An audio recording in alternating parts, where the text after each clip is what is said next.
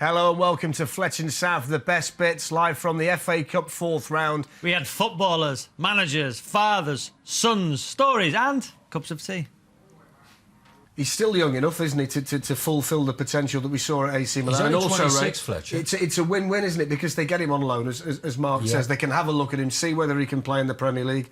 They're not tied into anything, but they have got the option if it goes well. He's 26, Fletch, and I remember just before I was relieved of my post at Chelsea, we toured America and we played against AC Milan in Baltimore, and he played up against Ashley Cole, and Ashley said he's never played against a fellow as quick as Pato, and his movement was fantastic.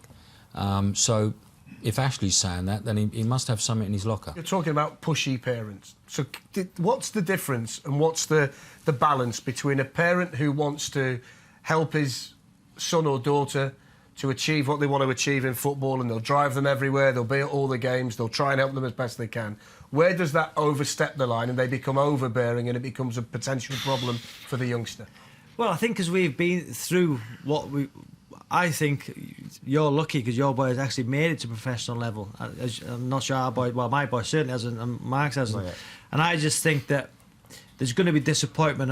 And for me, because I got disappointments, I think that 99% of these boys are going to get disappointment. And I realise that. So I'm one of the realistic parents who think, do you know what, my boy, he's probably watching, he's going to, as long as he enjoys it and does the best he can, every time he comes off that pitch, I say, how did you enjoy it, son? If he says yes, I'm happy. But I think there's some parents who haven't seen the negative side and what it's like to get released from a club, and they see pound signs at times through their boy, and I've seen it, and it's horrible. No, I mean, I grew up playing football in Canada, and I played because my dad played, and I was always kind of one of the better players on my team. And I remember, never forget, I was only about 12, and I just remember hearing this mum and dad scream across the pitch, break his legs.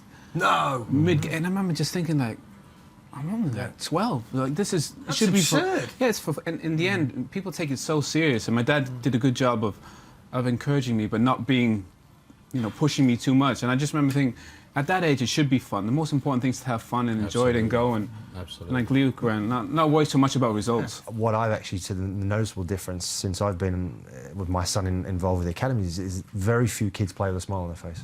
Yeah. If at all, any. And like you said, after the game, I mean, all they're thinking of, firstly, what the coach is going to say, and then secondly, probably even firstly, what the dad's going to say, and then secondly, what the coach is going to say. And that's the disappointing thing. And I've often said to my son, you just got to try and enjoy it as much as possible. You've got to play with more freedom. I don't know if you guys agree, but I feel that we've got to do something in this country pre-coaching, before 8. We've got to get up a system that all they can do is manipulate the ball and be at home with the ball. And if from 5 till 8, don't coach them. Don't let them pass the ball even. Let them play 1v1s and manipulate the ball. Feel comfortable with the football. That's what it's called, lads. Football, isn't it? It's not head ball, chase ball, kick ball. It's football. So you've got to master that football. Then you can go at 8 years of age. You feel as if it's a part of your body. And then it goes on from there. If the chief executive backs the manager to the extent that he is in terms of, as we read in the newspapers, turning down the resignation offer, does that mean that the chief exec ties himself to the manager, and if the manager goes, it makes the chief exec's position difficult? I've been at Ed Woodward's company a few times. Lovely fella, get on well with him. But the appointment of David Moyes didn't work. The appointment of Van Gaal to this point, I think, is not working. So at a point, you've got to become culpable.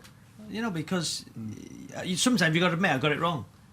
And I think they've got it wrong in this appointment. But how much experience does he have even in that role? You think about David Gill and Sir Alex, the job that they did, they were a team together. I don't think he's new to that role, and I think it's very difficult for him to be buying and selling players and running the football club. Commercial side, he does probably as good as anybody. He does do brilliantly. But that other side, maybe he needs somebody alongside him, like a Ryan Giggs or a Paul Scholes or a Gary Neville, to fulfil that role. Then I think United would take the next step. David De Gea or Manuel Neuer? I'm going to start with you, Mark, obviously. Neuer all day long. Yeah, I mean, he's a phenomenal goalkeeper. By a margin? Mile. Seriously? Mile? Yeah, in my opinion. You might not get in on this one, lads. I think his overall game, the reading of the game, his high level, the high stance he has in the pitch. He plays as a sweeper and also as a goalkeeper. I think his presence is enormous. He's a huge athlete, and I think it's proven. He's won the World Cup, and if you look at the last World Cup, he almost single-handedly got Germany to the World Cup final and won it. Wow, I thought that might be a really tight debate. That you've gone, no, blown it out of the water. Man, well, by a mile. No comment. He knows far better. Mark knows far better. That's it then. No comment. Glenn, why did you feel like you needed to tweet out in defence of John Stones this week? You launched a real severe defence of him, didn't you, with regards to people getting off his back? You said he can be England's best defender since Bobby Moore. Yeah, I truly believe that. I think people are just, analysing him too much. We've got a talent here in football, and I believe we've had some really good defenders over the years. Rio Ferdinand, John Terry, Ledley King, who I work with. But John Stones, for me, is a footballing centre-half. It might just be me. I love to have a footballing centre-half, but he's quick. He's 6 foot, 2, 3.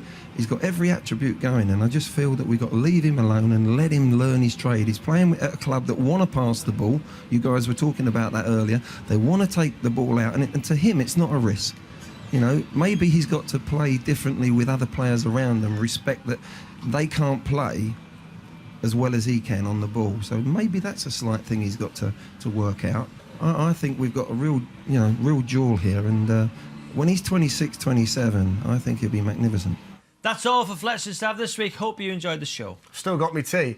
Keep tweeting into @Fletch and Sav in the week, and we'll see you next Saturday from 10 o'clock, back on Premier League duty, live from Manchester City versus Leicester.